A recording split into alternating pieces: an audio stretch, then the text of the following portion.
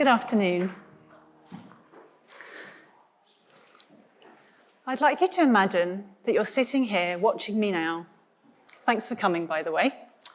You're fully present with no work distractions, no thoughts of your emails, no thoughts of answering WhatsApp or returning any calls. Imagine that you have every area of your business covered. You can relax and you trust in a team that are handling everything for you while you're here. Well, not just handling, but moving your business forward. I'm going to share with you how in 2024, a new shape of virtual support is transforming the property sector. If we can bear to, remember 2020? The world shifted dramatically that year. We experienced a Zoom boom and the realization that productivity didn't depend on the physical presence in the office. People awakened to virtual assistants, whether that's in Felixstowe, France, or the Philippines. I started Beam Virtual Property Support that year on the back of this boom. We saw an opportunity for building a virtual team. We started out as a solo person in business. Our client base was a small portfolio of owners of property portfolios. They wanted to gain control of their properties. We grew and our clients evolved as well.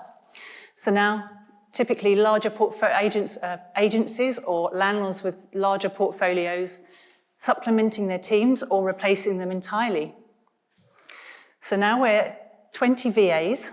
I have my own VA. We have an operations manager and a recruitment manager.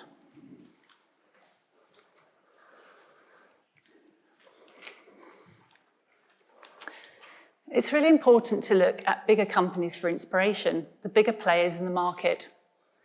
They once relied solely on local hires, and now they're integrating virtual staff. I was really surprised to discover that even high street letting agents are increasingly using a blend of local and overseas staff. Why would that be, though? Well, margins are being squeezed, and so they have to adapt or die. But also, they enhance their efficiency and service standards, and they reduce their costs. So this can mean the difference between trapped in a certain revenue range and achieving massive growth.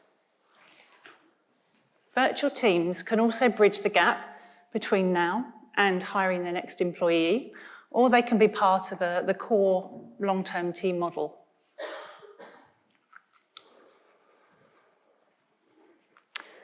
Okay, let's consider a traditional hire in a business. So a full-time property manager, maybe earning about £20,000 a year, would cost the employer about £22,000, including national insurance, pension contributions.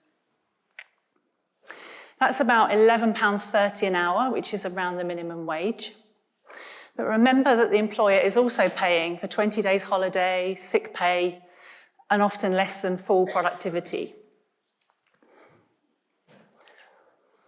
Imagine hiring a highly skilled virtual team member for the same or less money. The difference is in this scenario is that you're only paying for the hours you've worked. That person is tracking and documenting what they worked on during that time, so you can know exactly what they've been doing. No longer are you restricted by location. You can take advantage of a global talent pool, especially with the skills and experience that you require within your business. So this is the virtual advantage. But it's not just about cost saving. The benefits of virtual support extend far beyond that, so you can be highly selective in the skills and experience that you need in your business. If you need someone with a strong work ethic, which is quite rare these days, let's face it, no problem. You can contract talented individuals. They show up enthusiastic, passionate, they're excited about the work you're offering, they're reliable, punctual, and attentive. Sometimes, well, usually, they stay focused without supervision and maintain that positivity. Would you have that choice with a local workforce on a minimum wage? Virtual teams provide flexibility, so you can hire general support or an expert in your field as you need. You have the agility to scale operations in a much leaner way. So if the idea of building any team feels like a stretch for you, I'm going to remind you all that you've already built one, a virtual one. Your solicitor, your broker, your lender, your accountant, your bookkeeper, maybe your property sourcer. All of these are usually virtual and part of operating your business. So adding another team member is the logical next step. Consider this scenario. You're a single business owner juggling all of the functions yourself. You excel in some areas, but others you dislike or you procrastinate on. You might experience burnout or stagnation, missed opportunities, compliance risk. For example, a new client of ours is buying a letting agency run by just 2 overwhelmed individuals managing 57 properties. They're exhausted, maxed out, and their business can't grow anymore.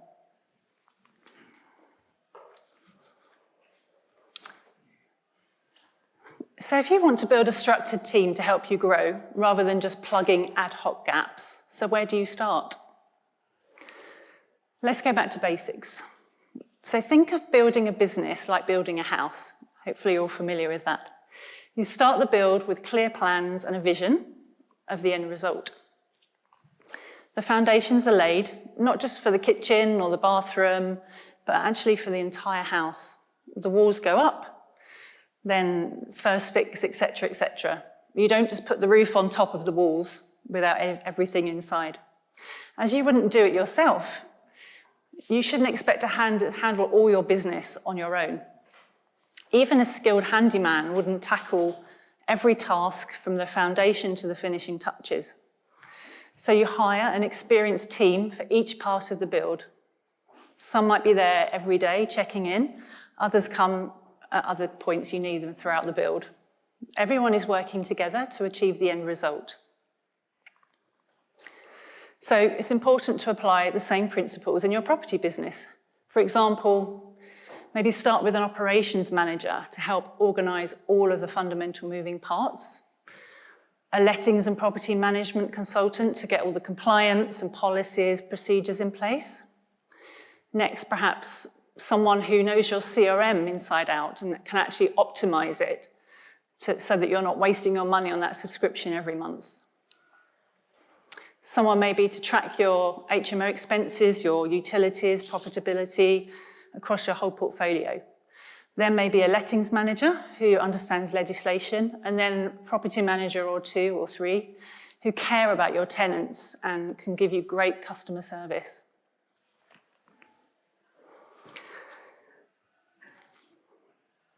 So there are pitfalls, but they can be avoided. One common mistake is assuming that there's only one type of virtual assistant. In reality, VAs span from low-cost generalist admin support to highly specialised VAs who bring a wealth of experience to your business. The next mistake is expecting one person to be able to do everything on your business. Another mistake is failing to factor in that huge learning curve for team members that don't understand the industry. Do you have the time and the knowledge to actually train them yourself? Perhaps failing to first establish those solid foundations, having poorly documented processes before trying to scale a team. So if you get those in place first, maybe you can get someone to help you do that. You'll have much more control over how efficient your business becomes. Also, not establishing clear communication channels and protocols. Key information can get lost in all of those messages across different platforms. Lastly, leaving a team to work in silos. So with a lack of cohesion, team members there's a lack of harmony. It's important for your virtual team to feel integrated and valued.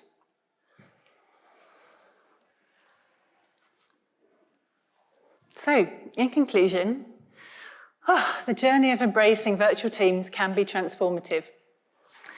I've took a leap in my own business, and I'm sure you are too, but it is a work in progress.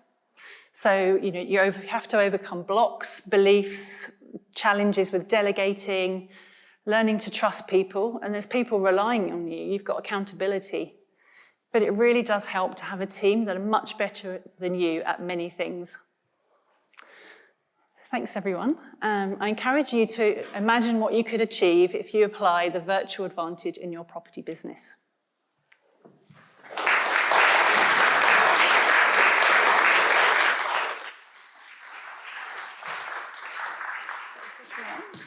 Are there any questions? Can I ask for questions? Do you want to take questions? Yeah. Are there any questions? Have you thought about sort of having a virtual assistant before? Is that something, any questions? Yeah, sure. Shall I stand back up again? Yeah. You do that. Hi. So when a property is being managed by a virtual assistant, how would you manage the quality assurance to ensure that, say, the builders, electricians, people who are appointed to do maybe just repair work is done to the standard that you expect? Well, I mean, we have quite a few team members who actually work with clients who are building. We don't just do lettings and property management support. So I think with all of our team members, and no matter who they're working with, we would make sure that we're checking in every day with those people. We would make sure that the communication is seamless as possible when you're working with trades, obviously. Usually that's WhatsApps, but we're in the groups, so we're making sure that everything's tracked, documented using task management tools. So the kind of how we work with our clients is very much like getting a sort of a centralized platform where everyone can track what's going on. And we're often the linchpin between the teams on the ground and the client, the person that's building the properties, etc. So it's a case of just communication, making sure that everything's documented. We're one step ahead of what needs to be done. Sure. The operation manager also is a visual one? Or Yeah. There's so many, if you think about it, there's very little, I wouldn't say there's very little that you don't have to do on the ground. Of course, there's a huge amount, but there's so much in terms of admin that you can do virtually. So all the things that you're sitting doing at your desk every day, calling people, organising teams, it could be scope of works, sending tender packages out, looking at the responses, that can all be done virtually. But if you're looking at the lettings and management side of things, then it's really understanding the fundamentals of that business, that foundation. And you've got those, like I mentioned, you've got those key areas that you need to really kind of get to grips with and make sure that everything's working, everything's smooth.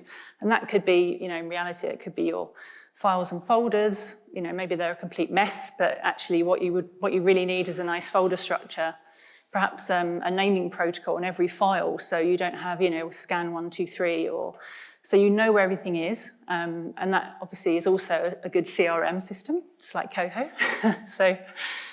But obviously you need someone to put those in there. But it's setting up those systems, training the wider team to know exactly what you do, creating workflows for X, Y, Z, so that it's then repeatable.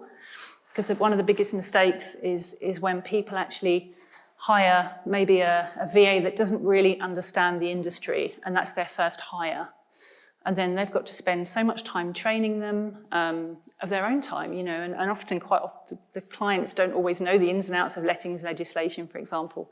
So they're training with information that maybe isn't correct. So I think it's important to get those foundation hires in first for the time that you need them. Doesn't have to be full-time, obviously, that can then train that team kind of down the line. Oh, lots of questions. Kate. Is there scope for an initial sort of audit, a fixed period?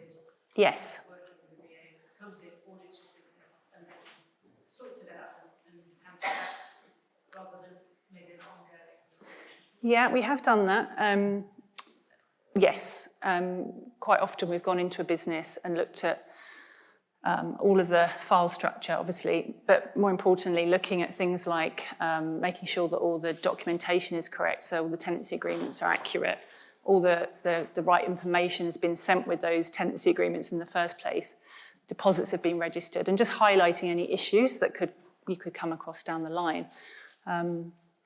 So that's typically where we come in, and also a lot of work with upgrading systems, perhaps making sure that the information is on the CRM correctly, etc. So we have worked, usually we do a sort of minimum 3 months, and then usually the clients take us on for an amount of time thereafter, just to make sure that everything's coordinated, and as I said, train maybe a wider team. Hi. Jane, can I be blatantly commercial? Do you mind? Please. What are the cost advantages of having a virtual assistant versus a physical person on your payroll? Well, you've got, I mean, if it's on the payroll, you've obviously got those costs that I mentioned, the pension contributions, national insurance, the physical person in the office. I mean, it's very hard to say exact, you know. So you say 20%, 30%? I don't know the answer to that, but I will find out and I will tell you after. No, I don't, because there's a lot of variables. I would say that I think where the biggest advantage is if you're looking at a direct full-time employee to full-time employee, obviously a full-time UK-based virtual assistant is going to be much, much more. So if you're looking at a direct cost, yeah, it's going to be more, but then you wouldn't necessarily need a full-time expert in the business because you're just going to call those resources in as you need them. So it's about agility, it's about scaling teams without having to hire everyone. You know, we all start out. I mean, my business, you know, can't necessarily afford to hire lots of employees. It's about being lean. And if you, like I mentioned, all the big players are doing the same thing. So, yeah.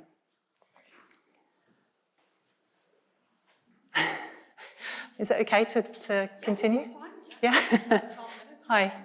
So we use VAs a little bit. I'm just wondering what you do about redundancy. It's one of the things that gives me nightmares. Given it's a mission critical bit, there's well, somebody remote just disappear or yeah. Maybe and you've got no control. Well, we run what you would call an agency, I suppose. So with us, it's like a seamless service. So, you know, holidays. I've got a team member on holiday at the moment, and she's got 5 clients. So I'm having to feel that you know, make sure that those clients have got seamless support. And to be able to do that, it's about having everything documented, like I mentioned. So we can just switch on, do maybe a half an hour handover.